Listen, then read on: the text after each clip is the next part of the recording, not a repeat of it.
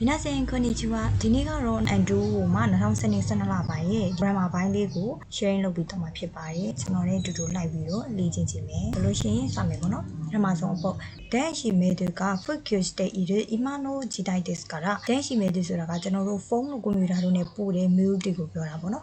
普及しているကကျတော့ပြန့်ပွားတယ်ပြန့်နေတယ်今の時代ですから時代ဆိုတာကခေတ်ကိုပြောတာအဲဆိုတော့電子メールတွေပြန့်ပွားနေတဲ့ယနေ့ခေတ်ဖြစ်တဲ့အတွက်ကြောင့်မို့လို့တဲ့何々手書きの手紙に温かい気持ちを感じるဒီလက်နဲ့ရေးထားတဲ့手紙ဆိုတဲ့ဒီစာလေးတွေကနှွေးထွေးတယ်လို့ခံစားရတယ်တဲ့ဒီခါရဒီအမြဲတမ်းခိုးဆိုနေတွေ့ပါတယ်ဒါကြောင့်မလို့သူ့ရဲ့အဖြေကတော့တန်းရှိမျိုးလူတွေကပြန့်ပွားနေတဲ့ယနေ့ခေတ်ဖြစ်တဲ့အတွက်ကြောင့်မို့လို့ဒီလက်နဲ့ရေးထားတဲ့စာလေးတွေကနှွေးထွေးတယ်လို့ခံစားရတယ်တဲ့စာရေးဆိုတာကအနည်းဆုံးဒါလေးတာရှိမယ်ဆိုရင်ကဟာကိုလုပ်လို့ရပြီဆိုပြီးတော့ပြောချင်တဲ့အခါမျိုးပုံမှန်ကျွန်တော်တို့ passport တာရှိမယ်ဆိုရင်နိုင်ငံခြားသွားလို့ရပြီဒါအနည်းဆုံးဒါရှိမယ်ဆိုရင်ဒါလုပ်လို့ရပြီဆိုရင်အတိတ်ပဲနောက်တစ်ခုကကျတော့ဆူတာဆိုတာကကျတော့ကျွန်တော်တို့စာရင်းနဲ့အတူတူပဲတော့မလဲသူကနည်းနည်း form ကြတယ်ပြီးတော့ကျတော့အပြစ်တင်တဲ့စိတ်အမှမဟုတ်ဘူးပြောတဲ့သူတွေနည်းနည်းအံ့အားတင်တဲ့စိတ်ဒီလေးပါတယ်ပေါ့နော်ဆိုဥပမာထားပါတော့ဂျပန်မှာ10နှစ်လောက်နေခဲ့တဲ့သူတယောက်ပေါ့နော်နှုတ်ဆက်စကားလေးတောင်မှကောင်းကောင်းမပြောတတ်ဘူးအဲ့လိုကဂျပန်မှာ10နှစ်တာနေတာနှုတ်ဆက်စကားလေးတောင်မှကောင်းကောင်းမပြောတတ်ဘူးဟောဂျပန်မှာ10နှစ်လောက်ဒီတောင်နေခဲ့တာဒီနှုတ်ဆက်စကားလေးတောင်မပြောတတ်ဘူးဆိုတော့အံ့အားတင်နေတယ်ဟုတ်တယ်မလားအဲ့လိုမျိုးဆိုလို့ရှိရင်ချက်ဆူတာဆိုပြီးတော့တုံးလို့ရတယ်ဟုတ်ပြီနောက်တစ်ခုကကျတော့ဒါခေကကျတော့အားလုံးကြည့်ပြီးသားပါဒါဆိုပြီးတော့ပြောချင်တဲ့ဟာမျိုးဟုတ်ပြီဒါဆိုလို့ရှိရင်နောက်တစ်ပုတ်ဆက်သွားမယ်မတားနေတဲ့လူနော်အဲ့နေတော့ကဇေကခုနရဆုမိနေတာကတကူတကရထားတဲ့နားရဖြစ်တဲ့အတွက်ကြောင့်မို့လို့တဲ့ဤတဲ့နာနီနာနီအနိုင်တဲ့အိတ်တာနာနီနာနီအနိုင်တဲ့မလုပ်ဖဲနဲ့ဇိုတုံးနေတဲ့ခက်ခေတာအပြင်ထွက်ရင်ရောအမသူ့ရဲ့သားနေမှာဝခတ်တရောနားလေးပြီးဆိုပြီးတော့ပြောချင်တဲ့ခါမျိုးအမလိုစဉ်းစားမယ်ဆိုရင်တော့အဖေကထွက်နေခါအိတ်ကြီးပဲအိတ်မနေနဲ့အိတ်ကြီးပဲအိတ်မနေနဲ့ဆိုပြီးတော့ပြောချင်တဲ့ဟာမျိုးအိတ်ကြီးပဲဆိုရင်ကျွန်တော်အားလုံးသိပြီလားဘာကလေးရှစ်ကဆိုတာကျတော့လွဲပြီးတော့မရှိဘူးငါမှနင်းရလွဲပြီးတော့မရှိဘူးအဲ့လိုပုံစံမျိုးဆိုလို့ရှိရင်ရှစ်ကအောင်တုံးတယ်ပေါ့နော်ဒီမှာဆိုရင်နှစ်တိတ်ရှစ်ကဆိုတိတ်ပြီးတော့အတိတ်ပဲမရှိဘူးပြီးတော့နောက်တစ်ခုကကျတော့ဒဲမိုကကျတော့ဘေးမဲကိုပြောတာဆိုတော့ဒဲမိုအိတ်ဘေးမဲဤလိုက်တယ်ဆိုလဲအတိတ်ပဲမရှိဘူးခုတိုင်းကလောက်အိတ်တာလောက်ဆိုလဲတိတ်ကိုအတိတ်ပဲမရှိဘူးပေါ့နော်ဒါကြောင့်မို့လို့သူရဲ့အဖြေက၄ဟုတ်ပြီလားဆိုရင်နောက်တစ်ပုတ်ဆက်ပြီးတော့သွားမယ်ဆိုတော့ hit တော့ပါတဲ့ sukin ni o ခုလိုကြည့်ကန် oscar တဲ့လို့ sukin ဆိုတာကကျွန်တော်တို့အလုတ်သွားအလုတ်ပြန်ပြောတာလူတွေကအလုတ်သွားအလုတ်ပြန်မို့အတွက်ပေါ့နော်ချိန်နေအများကြီးကိုအသုံးပြုနေတယ်တဲ့အဲ့ဆိုရင်ဒီမှာကွက်လက်ပေးထားပြီးတော့sukin ni o fuku ညီကြည့်ကန်ခက်ခဲ့တော့ဆွလို့တော့အဲ့ဆိုတော့အလုတ်သွားအလုတ်ပြန်ချိန်ကိုအသွားအပြန်ပေါ့နော်အသွားပြန်2နာရီကြာတယ်လို့ပဲယူဆလိုက်မယ်ဆိုရင်ね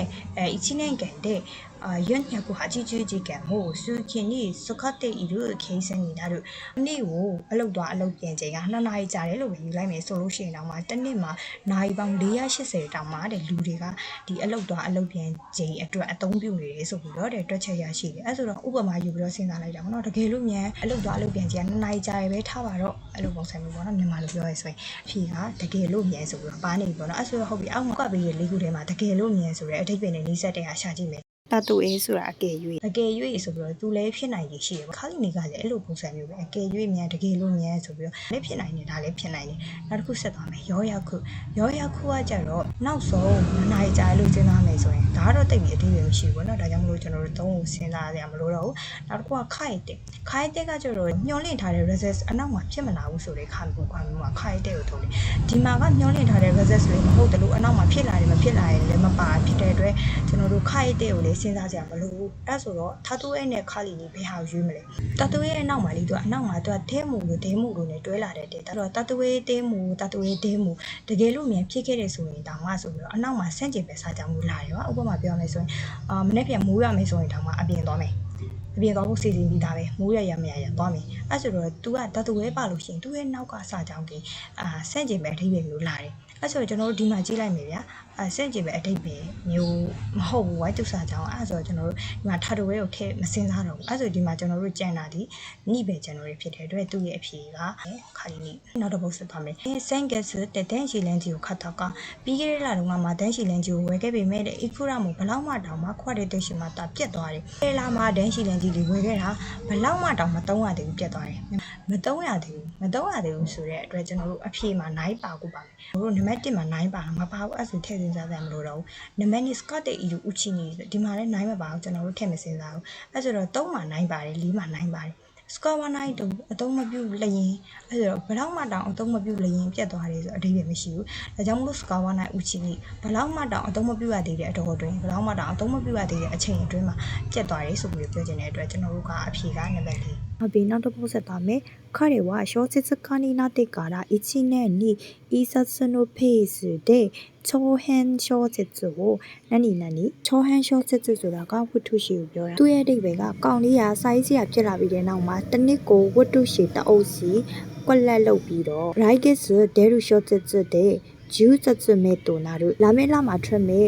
ဝတ္ထုစာအုပ်က10အုပ်မြောက်ဖြစ်လာမယ်။အဆုံးတစ်ခုကကြတော့ hub ပြောတော့ကျွန်တော်တို့စာအုပ်ဖြစ်တဲ့အတွက်ထုတ်ဝေရဆိုပြီးတော့ဘာသာပြန်နိုင်ပြီပေါ့နော်။အဲ့ဆိုတော့စွတ်ဆိုတာကကျွန်တော်တို့တစ်ခုခုကိုလုံရင်းနဲ့တစ်ခုခုကိုလုံတာဗျာ။တအုပ်ကိုထုတ်ရင်းနဲ့10အုပ်ဖြစ်လာဆိုရင်အတိတ်ပဲမရှိဘူး။အဲ့ဆိုတော့ဒီကပေးလိုက်မယ်။နံပါတ်2ကကြတော့ hub ပြောရှိတယ်ဦးဒီအရှိတဲ့အိုလီဆိုတာတိတ်တို့နဲ့အတူတူပဲဒီမှာရှိတဲ့အိုလီဆိုတာကသူက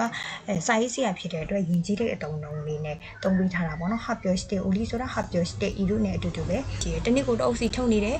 လာမဲလာထုတ်မဲ့ဟာဆိုရင်10အုံမြောက်တယ်ဆိုရင်ဒါနည်းနည်းအတိတ်ပဲရှိရပေါ့နော်ဒါဆိုရင်နောက်ထပ်ဆက်ဖက်ကြည့်မယ်အဲဆိုတော့ဟာပြောစီနီဆူရဲကကျတော့ကျွန်တော်တို့အရှိဟာပြောင်းတာနဲ့အနောက်ကလိုက်ပြောင်းနေဆိုတဲ့အတိတ်ပဲဘာမှမဆိုင်ဘူးကအပေါ်ကစာကြောင်းနဲ့သူကဘယ်လိုမျိုးချင်းနေမှာတုံးလဲဆိုရင်နေဝင်တာနဲ့နည်းနည်းအေးလာပြီတို့ဘာလို့အဲ့လိုဆိုင်မျိုးဒီမှာဆိုလို့ရှိရင်ဘာမှစစ်စစ်မှုမရှိဘူးပါအပေါ်ကစာကြောင်းလဲဆိုအဲ့ကြောင့်တုံးကလည်းမဖြစ်နိုင်ဘူးနောက်တစ်ခုကကျတော့ start ကိုတော့ date ဆိုတာကဘယ်လိုမျိုးပြောလဲဆိုတော့ block လုံးအနောက်ကဟာကပြောင်းလဲမှာမဟုတ်တော့ဘူး block လုံးမိမှာမဟုတ်တော့ဘူးဆိုရဲအဲ့လိုပုံစံမျိုးဒါတော့ကျွန်တော်တို့ဆောင်းပွဲနီးဖို့တပတ်အလိုလောက်မှာစာရီအသေးတန်ချက်တွေကကိုယ့်ရဲ့ဆင်စီရပြီအခုမှအသေးတန်ဘလောက်ပဲစူးစမ်းမမီတော့ဘူးဒီ crash ရှိတယ်ဘလောက်လောက်ဆိုတဲ့ပုံစံမျိုးသူ့ရဲ့အတိတ်ပဲဆက်ဆက်မှုမရှိဘူးအဲ့ဒါကြောင့်မို့သူ့ရဲ့အဖြေကနှစ်ပါနော်တနေ့ကိုတအုပ်စီထုတ်နေတယ်လာမဲလာထုတ်မဲ့စာအုပ်ဆိုရင်10အုပ်မြောက်ဆိုမျိုးပြောနေတာမျိုးအခုနောက်တစ်ပုဒ်သွားမယ်အခမအင်းအတရရှိခုတဲ့ခိတာရာမန်ယာဝါအစ်စမိုခွန်တဲ့ဘူတာရဲ့အရှိမဖွင့်ထားတဲ့ရာမန်ဆိုင်အစ်ကအမြဲတမ်းကိုမှလူတွေပြည့်နေတယ်တဲ့ခင်းလုံးမိုးအိုးအမေမနေ့တုန်းကမိုးကြီးတဲကြီးမဲကြီးပေါ့နော်နန်နီဂျော်ရက်စ်ကဒစ်တေတာဂျော်ရက်စ်ဆိုတာကဒီအတန်းကိုပြောပါတော့တန်းစီတာကိုပြောတာတန်းစီနေကြတယ်ဆိုပြောချင်တဲ့ကမျိုးအမေနီမိုခခဝရဆူစာအတွဲလိုက်မိုးရနေရတောင်ဝီယူမဆိုင်ဘဲနဲ့မနေ့တုန်းကမိုးရနေရတောင်ဝီယူမဆိုင်ဘဲနဲ့တောင်မှတန်းစီနေကြတယ်ဆိုပြီးတော့ကျွန်တော်ဒီဟာကိုတန်းပြီးယူလိုက်လို့ရတယ်ဒါဆိုရင်ကျွန်တော်တို့ကြည့်ကြည့်မယ်နံပါတ်1ပါပါတယ် niche တယ်မို့ကကြတော့ဘယ်လိုအဓိပ္ပာယ်မျိုးလဲဆိုလို့ရှိရင် A ကဘလို့အခြေအနေမျိုးပဲဖြစ်ဖြစ် B ကပြောင်းလဲမှာမဟုတ်ဘူးဒီပေါ့နော်ဆောင်းပွဲအောင်ခြင်းလို့မို့စာကြက်တယ်လုံးဝနေမနာညမနာကြိုးစားပင်စားကြက်တယ်ဒါပေမဲ့ဆောင်းမွေးပွဲကျသွားတယ်ဘယ်သူပဲဖြစ်ဖြစ်ဆောင်းပွဲကျသွားတယ်ဆိုလို့ရှိရင်ဝမ်းနေမှာမလားဒါပေမဲ့သူကကြတော့အဲ့လိုမဟုတ်ပဲねကိုတက်နိုင်ကြလားအကောင်းဆုံးကြိုးစားခဲ့တာမို့လို့ဆောင်းပွဲကျလေပဲဝမ်းနေမှာမဟုတ်ဘူးဆိုပြီးတော့အဲ့လိုပုံစံမျိုးမှာဆိုလို့ရှိရင် niche တယ်မို့ဆိုပြီးတော့တုံးလို့ရတယ်နောက်တစ်ခုကကျတော့ niche တဲ့ကလည်း niche တဲ့မို့လည်းအတူတူပဲသူကကြတော့ဒီအရေးသားတော့ niche တဲ့မို့ကကြတော့ဒီစကားပြောအတုံးပေါ့နော်ဟုတ်ပြီအဲ့ဆိုနောက်တစ်ခုကကျတော့နေခါခဲ့တာဆိုကကြတော့ဒါတွေမကဘူးဒီဘောင်ချင်းလေးကနေဘောင်ကျသွားတဲ့ဟာမျိုးဥပမာပြောရမယ်ဆိုလို့ရှိရင်ကျွန်တော်တို့နိုင်ငံမှာနေကြုံတွေ့နေရတယ်ပေါ့နော်ဒီကကျွန်တော်တို့နိုင်ငံတွေလောက်တာမဟုတ်ဘူးတကဘာလုံးလောက်နေတာကျွန်တော်တို့နိုင်ငံဆိုတာကဘောင်ချင်းလေးကျွန်တော်တို့နိုင်ငံတွေမဟုတ်ဘူးတကဘာလုံးဆိုပြီးတော့ဘောင်ကျသွားတဲ့အခါမျိုးအဲ့လိုအချိန်မျိုးမှာနေခါခဲ့တာဆိုကိုတောင်းတယ်ဒါဆိုရင်သူ့ရဲ့အဖြေရတော့နံပါတ်4ပေါ့နော်ဒါဆိုလို့ရှိရင်39ဆက်သွားတယ်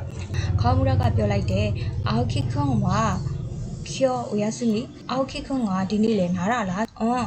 းအိုက်ဆုနိုထားဘေးစကီတဲ့အိုနာကာက伊タခုနာတဲ့ရန်ဒကူအတရောရေခဲမုံအစားများသွားပြီးတော့ဘိုင်းရောက်လာလို့မို့ဆိုပြီးတော့ဆက်တွေ့ခဲ့တာရောခေါမှုခိကနေမှအောက်ခိခွန်နာဒီနဲ့အောက်ခိခွန်ကတော့အောက်ခိခွန်ပါပဲအောက်ခိခွန်ကတော့အောက်ခိခွန်ပြီးတာတယ်ဆိုပြီးတော့ပြောချင်တဲ့အခါမျိုးမှာကျွန်တော်တို့ရာရှိကိုတုံးတယ်သူကတော့သူပဲအမြဲတမ်းအဲ့လိုမျိုးဖြစ်နေတယ်နောက်တစ်ခုကကျတော့မိတိုင်းတာပေါ့မိတိုင်းတာလည်းဒါရှိကဘာကွာလဲဆိုလို့ရှိရင်အရွက်တစ်ခုကိုကျွန်တော်တို့ကစားတယ်ပေါ့နော်ချိုးလိုက်တာအတီးအတိုင်းပဲဒါပေမဲ့ကျွန်တော်တို့စားနေတဲ့ဟာဒီအတီးဟုတ်လားအတီးမဟုတ်ဘူးအရွက်ပဲအတီးနီးချိုးတယ်ဆိုပြီးပြောချင်တာကျွန်တော်တို့စားနေရဒီအတီးဟုတ်လားဆိုရင်အတီးမဟုတ်ဘူးဒါရှိကကျတော့အဲ့လိုမျိုးမဟုတ်ပဲလေအတီးအတိုင်းပဲလို့ပြောချင်တယ်တကယ်လေကျွန်တော်တို့စားနေရတယ်အတီးပဲအဲ့လိုပုံစံမျိုးဆိုရင်ဒါရှိဆိုပြီးတော့တုံးပြီးတော့အဲ့လိုမျိုး မတူညီတဲ့နောက်နှစ်ခုဆိုလို့ရှိရင်မိသားကိုတောင်းတယ်ပေါ့နော်နောက်တစ်ခုကနူရောသားကျတော့လေမိသားသားနဲ့အတူတူပဲမိသားသားကစကားပြောအတော့နူရောသားကကျတော့အရေးသားတော့နို့ခိုတိုသားကကျတော့လှုပ်တင်တယ်မလှုပ်တင်ဘူးဆိုပြီးတော့ပြောတဲ့အခါမျိုးအောက်ခိခွန်းကတော့အောက်ခိခွန်းမှာပဲဆိုပြီးတော့ပြောချင်တဲ့အခါမျိုးတူညီတဲ့နောင်နေကိုပဲနိုင်ရှင်တာဖြစ်တဲ့အတွက်သူကရာရှိကိုယူလိုက်တယ်ပေါ့နော်နောက်နောက်တော့ဆက်သွားမယ်ပြီးတော့စိုက်ခင်းကရောဒိုအဆုခွန်းမှာတဲ့ IT တွေစပါကအိုးခုနတက်ခိတအခုတလောညနောက်ထားတဲ့အထိဖွင့်နေတဲ့စပါတွေကများလာတယ်တဲ့အဲ့တော့စပါနီနာနေချူရကြီးကအိတ်ချုံတို့ထုတ်လို့မအားလို့နောက်ပေါ်လာပြီးတော့ကြွပြရတယ်ဆိုပြီးကျွန်တော်တို့အန်ဒရီမှာတင်နေရတယ်ပေါ့နော်အဲ့ဒါဆိုတော့ New York တွေပေါ့စပါပေါ်လိုက်ပြီးတော့24နာရီလုံးဖွင့်နေမျိုးတွေလည်းရှိတယ်ဆိုပြီးပြောချင်တဲ့ခါမျိုးဒါကြောင့်မို့သူ့ရဲ့ဖြေက New York တွေပေါ့နှစ်တုတ်တယ်မို့ဆိုတော့私にとって家族はကျွန်တော်တို့ကတော့မိသားစုကအရေးကြီးဆုံးဆရာအတွက်ကတော့တပည့်တွေကမိသားစုလိုပါပဲအဲ့လိုမျိုးပြောချင်တဲ့အခါမျိုးကတုံးအိတ်ကိုတုံးတယ်နောက်တစ်ခုကကျတော့ sweet တဲ့နောင်နဲ့ sweet တဲ့နောင်နဲ့ပတ်သက်ပြီးနောက်တစ်ခုကကျတော့ OE တဲ့ဆိုတာကကျတော့ကျွန်တော်တို့ဒဲတို့ညှိတို့နဲ့အတူတူပဲပေါ့နော်နေရာဖော်ပြတဲ့အခါမျိုးမှာဒါ OE တဲ့ကိုတုံးတယ်ဒီနောက်တစ်ပုတ်ဆက်သွားမယ်ဆိုတော့အစမ်းပိုင်းကပြောရပေါ့နော်ဂျူကန်စုတို့ဒါကခုနိကမတာကဝင်ခွင့်ဖြစ်မဲ့ဒါကခုကိုဆုံးဖြတ်ပြီးသွားပြီလားတက်မဲ့ပြီးသွားပြီလား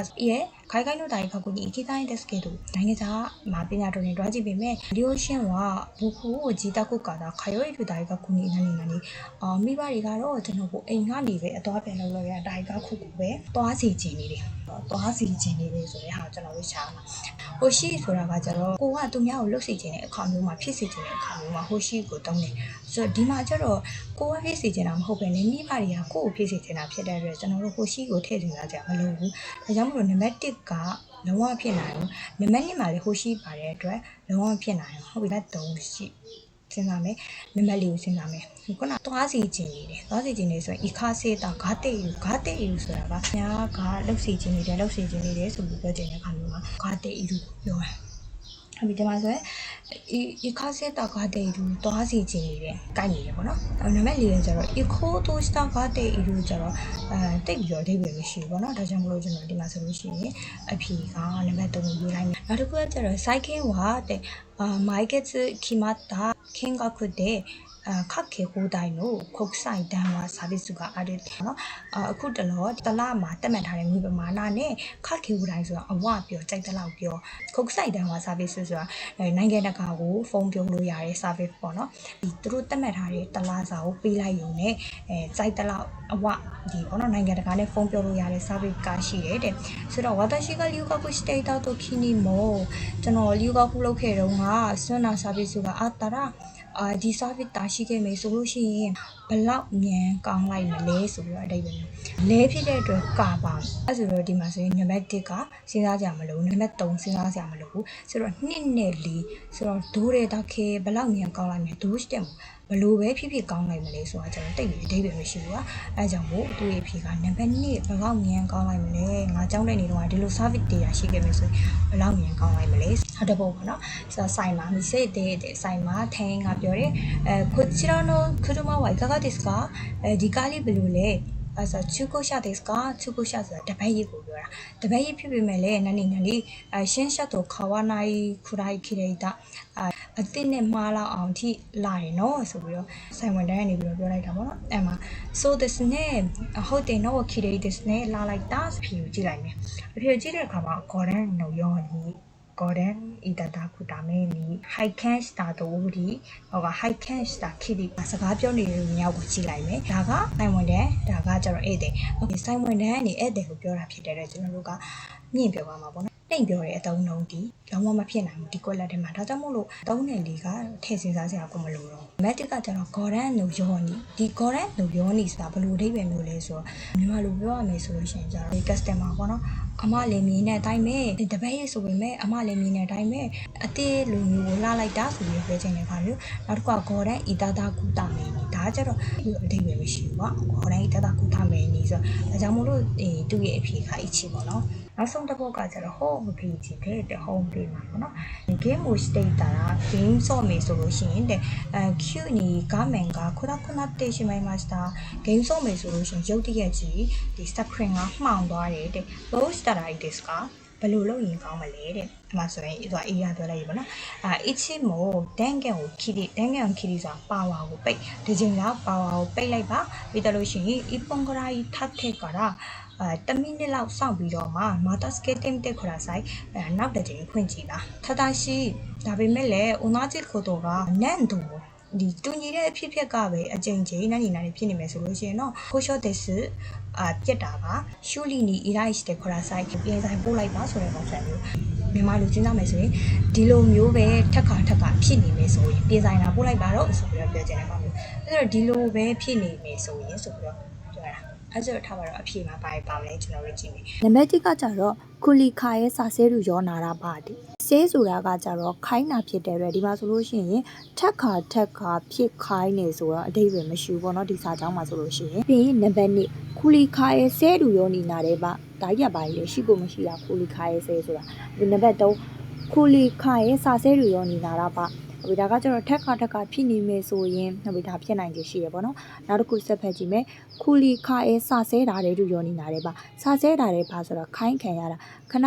ဖြစ်ခိုင်းခံရတယ်ဆိုရင်ဆိုအတိတ်ပဲမရှိဘူးပေါ့နော်ဒါကြောင့်မို့လို့သူ့ရဲ့အဖြေကတော့စံပန်ပါ